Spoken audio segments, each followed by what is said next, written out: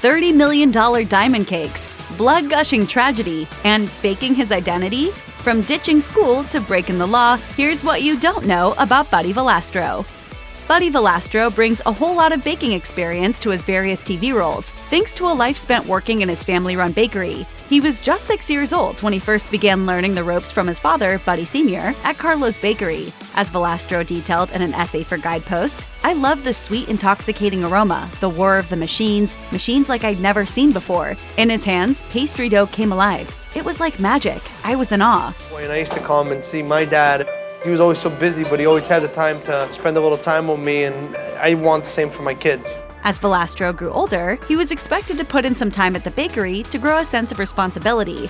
Remembering how his dad wanted him to go to college and get an education, Valastro told Parade, "My dad never told me that I had to be a baker, but he said, 'I want you to come to the bakery to learn a work ethic.'" Working at his family's bakery as a kid provided the future TLC star with a culinary education like no other. As Valastro wrote for Guidepost, "Every task was a chance to teach me how to do things right and then do them better." By the time he was 12, Valastro wanted to put his skills into practice. As he recalled to Parade, "The first cake that I ever made was my mom's birthday cake. My dad wouldn't let me practice on a customer cake, so I had to make something for my mom, which was pretty fun. It was an Italian rum cake. It was a little crooked, but she loved it." Describing the sense of accomplishment he felt, Buddy told the outlet, "When you're done, you step back, look at what you've created, and get a feeling of self-worth and satisfaction. I wanted that feeling for the rest of my life." As Valastro revealed to Vanity Fair, he may have been working amongst a team of bakers, but it was his dad who would have the greatest impact on his skills. He shared with Parade, "I idolize my dad. In my heart, I probably always wanted to be a baker like him, but it was the cake decorating that got me." Still, there was plenty to learn along the way, and his dad wasn't letting him skip any steps. Valastro recalled to the Seattle Times, "The first day, I cleaned bowls. Dad wanted me to start at the bottom. I did every job in the bakery. If I didn't do it that way, I wouldn't be who I am today. I wouldn't understand the delivery guy. These are lessons my dad showed me." Who wants to eat some cake? Valastro explained that it was literally putting the icing on the cake that got him hooked on baking for life. Valastro is a firm believer in the promise of the American dream. As he once noted to Vanity Fair, "I believe that if you work hard and you do what you have to do, you can accomplish anything. I'm not going to lie to you. I'm a high school dropout, but I believe the American dream is still alive." Quitting high school wasn't Valastro's first choice, but it was a necessity due to his father's untimely death from cancer when Buddy was just 17. He explained to the Seattle Times, "I dropped out of school in junior year of high school and went to work full-time."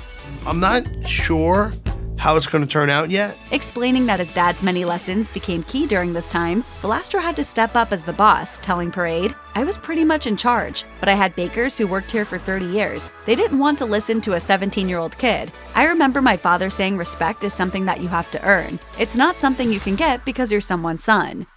While Buddy Valastro's name has become synonymous with the title of his TLC series Cake Boss, that nickname wasn't a thing before he made it to TV. As he told Baker's Journal, he was initially skeptical of the title, adding, "I didn't want to come off like a jerk, like I was better than everyone else, but it shows who I am in a true light. Now I couldn't think of being anything else but that." Nice. As for his TV fame, Valastro admitted he thought a show about the day-to-day antics at Carlo's Bakery would probably attract viewers, but he didn't expect it to be a smash hit. Still, the series has been instrumental in helping Valastro achieve his goal of making Carlo's a household name. He told the Daily Meal, "Now we have a few more people around with cameras, but they're like family to us anyway. We're still a neighborhood bakery. We do it Hoboken style." Carlo's Bakery was founded as a family business, just as it remains today.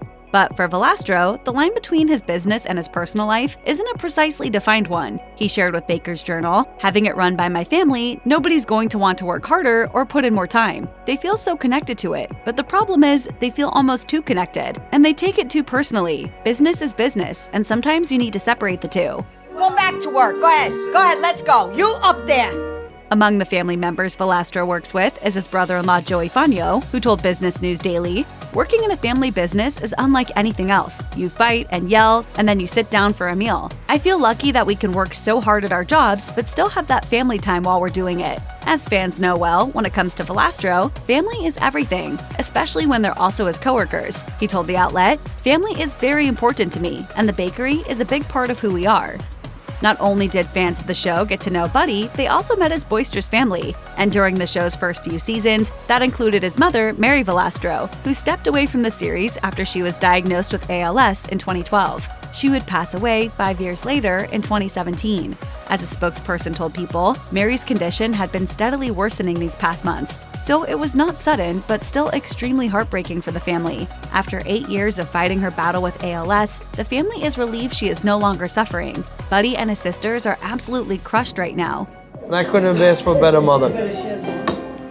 Valastro knew that his mother would have wanted him to forge ahead with both the company business and his TV ventures, later telling the outlet, "She doesn't want me to stop. She wants me to be the patriarch of the family and keep doing what I'm doing, 100%. There's not even a doubt in my mind."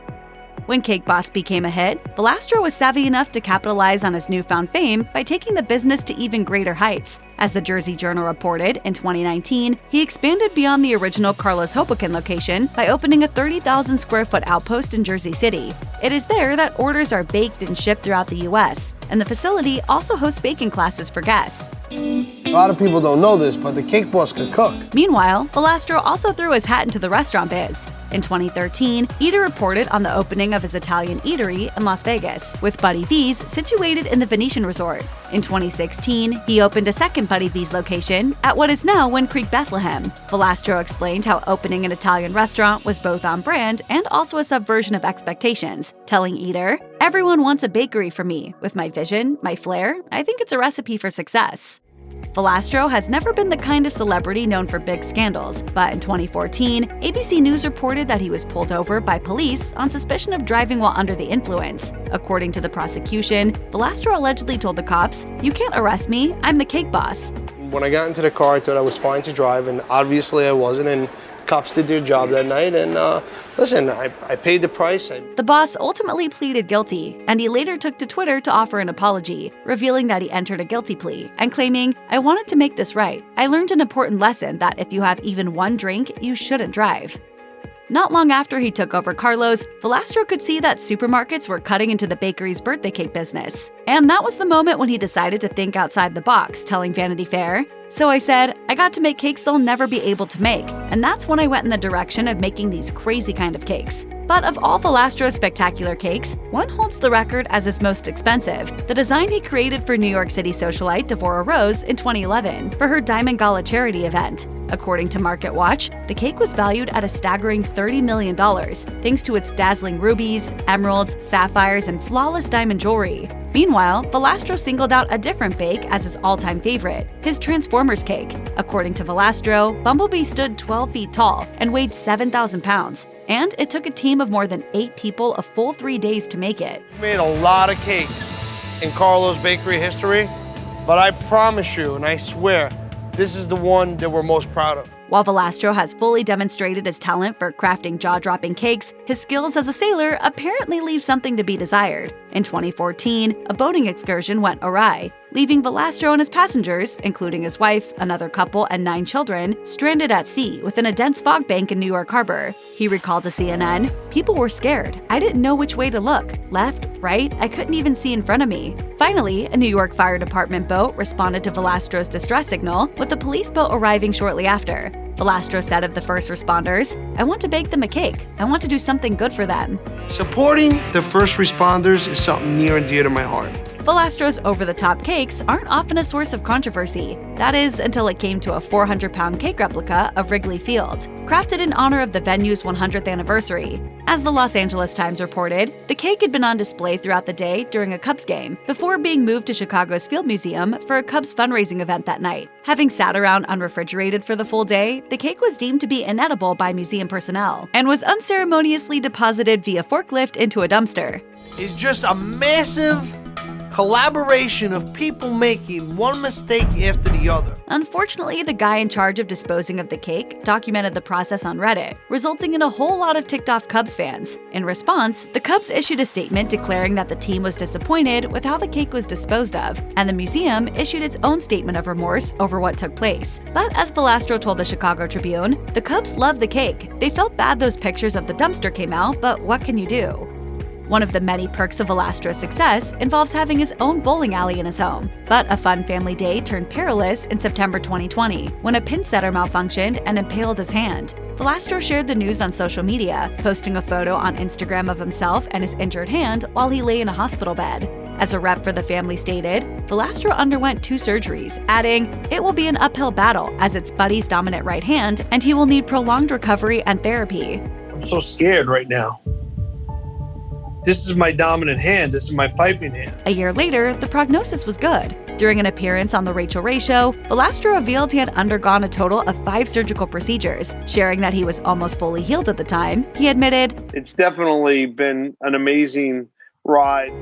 check out one of our newest videos right here. Plus, even more list videos about your favorite celebrity bakers are coming soon. Subscribe to our YouTube channel and hit the bell so you don't miss a single one.